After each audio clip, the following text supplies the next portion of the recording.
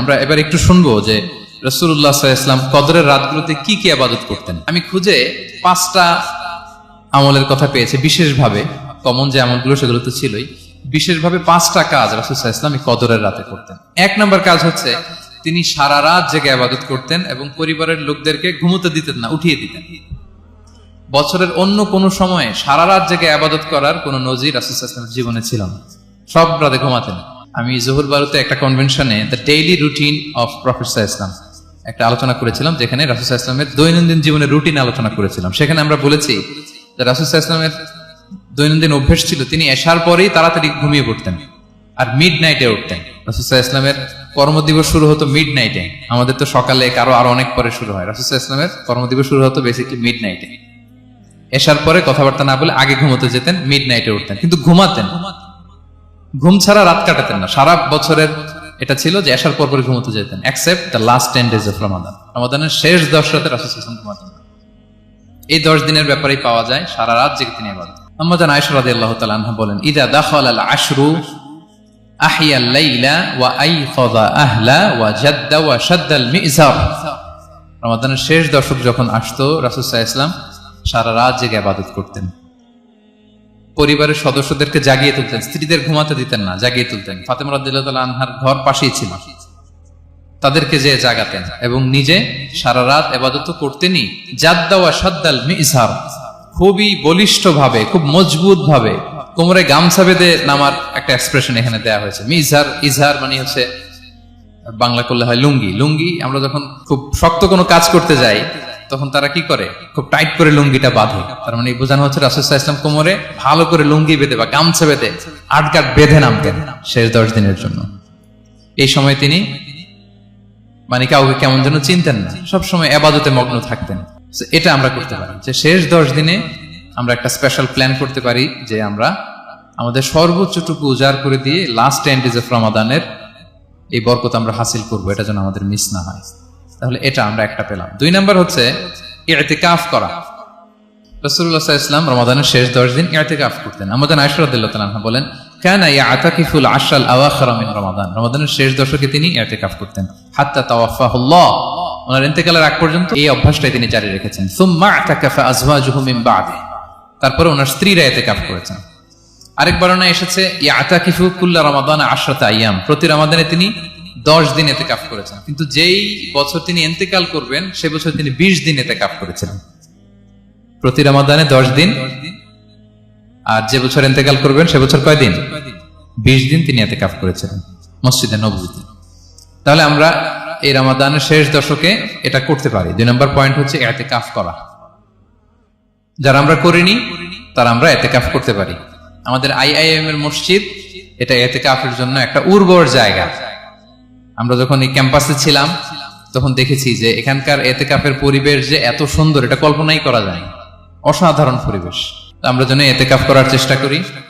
ইতিকাফ করতে না পারলে শেষ দশকের রাতগুলো যেন মসজিদে কাটানোর চেষ্টা করি, তা না পারলেও বাসায় যেন এই রাতগুলো আমরা মিস না করি। বিশেষ করে সেন্ট্রাল মস্কে তো অসাধারণ পরিবেশ, এটা হাইলি রেকমেন্ডেড। ইফ পসিবল আপনারা আসবেন, এখানে ইবাদতের চমৎকার পরিবেশ থাকে। 3 নাম্বার হচ্ছে রাসূল সাল্লাল্লাহু আলাইহি ওয়াসাল্লাম এবং জিবরাইল আলাইহিস সালাম যৌথভাবে কোরআন রিভিশন করতেন। খুব ইন্টারেস্টিং। সারা বছর যেটা নাজিল হতো রমাদানে জিবরাইল আলাইহিস সালাম রাসূল সাল্লাল্লাহু আলাইহি ওয়াসাল্লামকে শোনাতেন, রাসূল সাল্লাল্লাহু আলাইহি ওয়াসাল্লাম আবার জিবরাইল আলাইহিস সালামকে শোনাতেন। সহিহ বুখারীর বর্ণনা, কানা জিবরিলু ইয়ালকাহু ফি কুল্লি লাইলাতিন মিন রমাদান ফায়ুদারিসুল কুরআন। প্রতি রমাদানের প্রতি রাতে এসে রাসূল সাল্লাল্লাহু আলাইহি ওয়াসাল্লামের সাথে কোরআন মুদারাসা করতেন।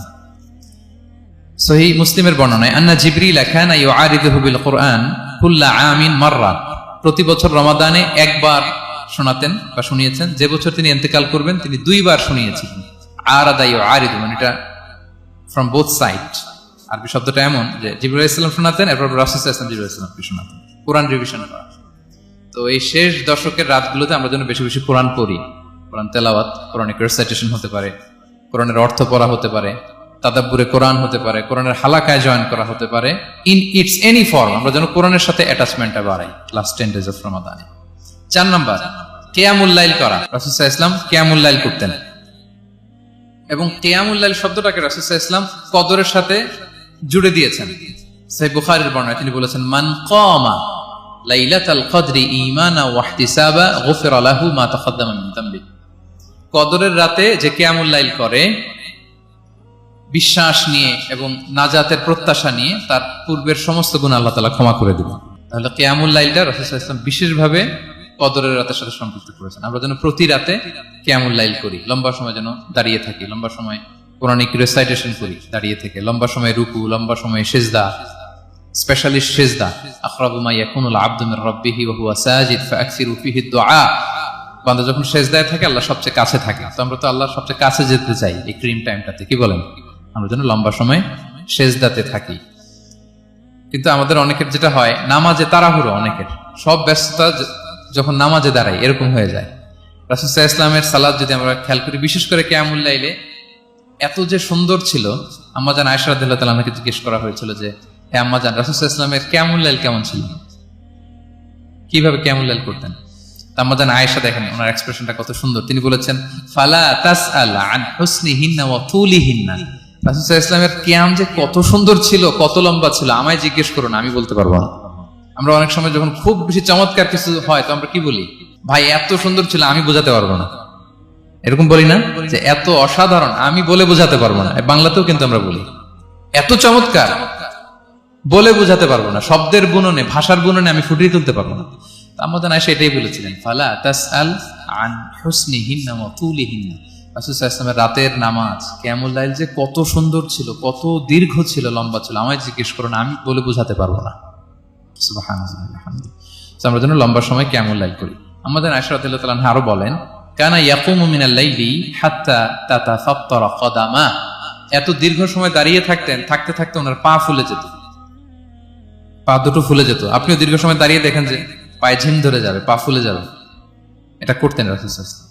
তো আম্মাজান আয়েশা বলেন, ইয়া রাসূলুল্লাহ লিমা তাসনাউ হাযা ওয়া কাদ গুফিরা লাকা মা তাকাদ্দামা মিন যামবিকা মা তাআখার। আপনি এত কষ্ট কেন সহ্য করেন নিজের দেহের উপরে? আপনার তো আগের পরের সব গুনাহই মাফ। আদতে তো রাসূল সাল্লাল্লাহু আলাইহি ওয়াসাল্লামের গুনাহই নেই, তিনি নিষ্পাপ। এত কষ্ট কেন করেন? আপনার আগের পরের সবই তো মাফ করে দেয়া হয়েছে, কেন করেন? রাসূল সাল্লাল্লাহু আলাইহি ওয়াসাল্লাম উত্তর করেছেন, আফালা উহিব্বু আন আকুনা আবদান শাকুরা। আয়েশা, আমি কি শুকরগুজার বান্দা হতে পছন্দ করব না? আল্লাহ তাআলা আমাকে তার রহম এবং করমে সব মাফ করে দিয়েছেন, কিন্তু আমি কি শুকরগুজার হব না? আমি কি আমার রোলটা প্লে করব না? আমি কি নিজেকে সঁপে দেব না আল্লাহ তাআলার কাছে জায়নামাজে? তো এটা ছিল সংক্ষেপে রাসূল সাল্লাল্লাহু আলাইহি ওয়াসাল্লামের কিয়ামুল লাইলের ধরন। এভাবে তিনি দীর্ঘ সময় কিয়ামুল লাইল করতেন, আমরা যেন এটা করি। 5 নম্বরে রাসূল সাল্লাল্লাহু আলাইহি ওয়াসাল্লাম দোয়া করতেন। এই কদরের রাতগুলোতে খুব বেশি বেশি দোয়া করতেন। দোয়া নিয়ে আমরা একটা জুমার খুতবা দিয়েছিলাম, সেখানে আমরা বলেছিলাম যে দোয়া হতে হবে খুব আন্তরিক দোয়া, রোবোটিক দোয়া যেন না হয়। আপনার আবেগ, ভালোবাসা, মনের মাধুরী মিশিয়ে, চোখের পানি মিশিয়ে, অশ্রু সিক্ত করে এই দোয়াটা করতে হবে, তাহলে সে দোয়া আল্লাহর কাছে কবুল হবে। আমরা যেন আমাদের ভাব, আবেগ সব ঢেলে দিতে পারি আমাদের দোয়াতে, আমাদের সিজদায়, আমাদের কিয়ামুল লাইলে। এবং যে কোনো ভাষায় কোরআনিক দোয়াগুলো রেকমেন্ডেড, হাদিসের মাসুরগুলো রেকমেন্ডেড। তাছাড়া আপনার নিজের ভাষায় আপনার কি চাওয়া, আপনার কি আকাঙ্ক্ষা, আপনার মনের কষ্ট, যাতনা সবকিছু আপনি আল্লাহ তাআলার কাছে পেশ করুন। আম্মাজান আয়েশা জিজ্ঞেস করেছিলেন, ইয়া রাসূলুল্লাহ, আমি যদি কদর পেয়ে যাই আমি কি বলবো এ রাতে? মা আদউ, কি দোয়া করব? রাসূল সাল্লাল্লাহু আলাইহি ওয়াসাল্লাম বললেন, তাকুলিন, আয়েশা তুমি বলবে, আল্লাহুম্মা ইন্নাকা আফুউন তুহিব্বুল আফওয়া ফাআফু আন্নী। আয়েশা তুমি যদি কদরের রাত পেয়ে যাও এটা বলবে, হে আল্লাহ আপনি ক্ষমাশীল, আল্লাহ আপনি ক্ষমাকে পছন্দ করেন, আল্লাহ তাই আপনি আমায় ক্ষমা করেন। হে আল্লাহ আপনি ক্ষমাশীল, আপনি ক্ষমাকে পছন্দ করেন, আল্লাহ আপনি আমাকে ক্ষমা করেন। এই দোয়াটা আমরা যেন বেশি বেশি করি। আমার সাথে সাথে সবাই একটু পড়ুন মেহেরবানি করে, আল্লাহুম্মা ইন্নাকা আফুউন তুহিব্বুল আফওয়া ফাআফু আন্নী। আল্লাহুম্মা ইন্নাকা আফুউন তুহিব্বুল আফওয়া ফাআফু আন্নী। হে আল্লাহ আপনি ক্ষমাশীল, আপনি ক্ষমা করাকে পছন্দ করেন, আল্লাহ আমাকে ক্ষমা করেন। আমরা আমাদের নিজেদের ভাষায় অনেক দোয়া করতে পারবো, কিন্তু রাসূল সাল্লাল্লাহু আলাইহি ওয়াসাল্লামের শেখানো দোয়াগুলো এটা হচ্ছে মানে very precise in wording but comprehensive in meaning. এটার অর্থ, এটার আবেদন অনেক বেশি।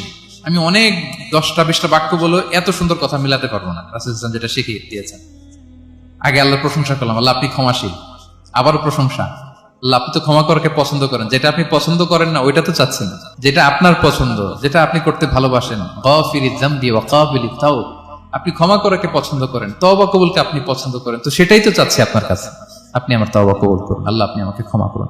So, এই দোয়াটা প্রত্যেক রাতে যেন আমরা বেশি বেশি করি সম্মানিত সুধী। এবং এই যে রিমাইন্ডার গুলো শুনলাম, এটা রমাদানের পরেও যেন আমরা অব্যাহত রাখি।